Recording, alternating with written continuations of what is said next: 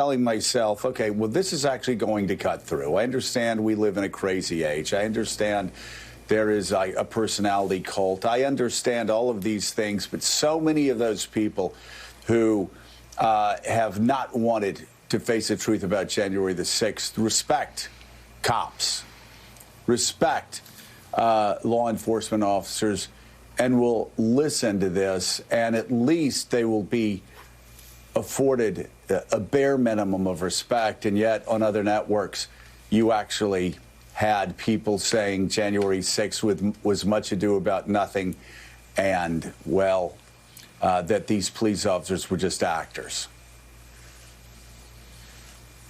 Yeah, man, I was, Joe,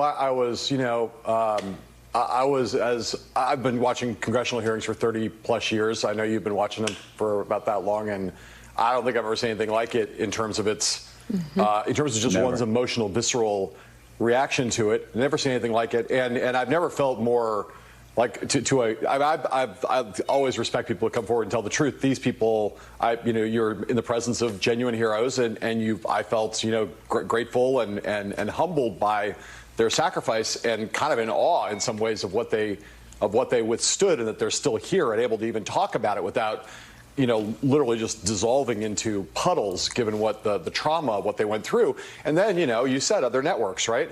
I think it's really important that it's not just that there's this cult of personality. What I think we all do not grasp fully yet, we have only a vague sense of it, is that there is this parallel universe, this parallel media infrastructure, this parallel media universe in which Donald Trump is the king, is the godhead.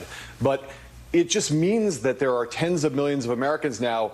The reason that that this is not gonna change their minds is it's not gonna get through to them at all. They are just they are absorbing a totally different version of reality and what's going on in America. So to the extent that this stuff got covered, as moved as I was by the testimony, I was just enraged to see people on, all of these right-wing networks getting on and saying they're crisis actors, saying these people made this up. There's primetime hosts on other networks, like giving out acting awards for who was the best actor in this category and that category. I mean, the most disgusting, appalling, morally depraved, stomach churning behavior on people who are not worthy, not even worthy to coexist on the same planet in some ways with these people. These people who made the sacrifice are sitting in their fully vaccinated, air-conditioned studios, mocking these men, mocking them, not diminishing their importance or talking about.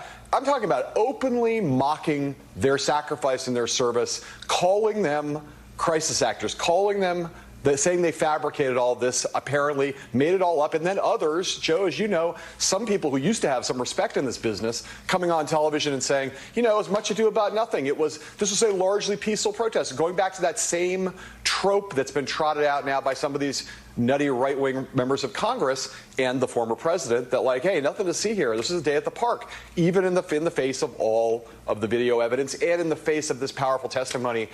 No, it's not going to break through, I'm afraid, because they are fully in the grip of this delusion, and the delusion is supported by this alternative parallel media infrastructure that is never going to allow anything close to the truth to pierce the consciousness of the people who are in its thrall.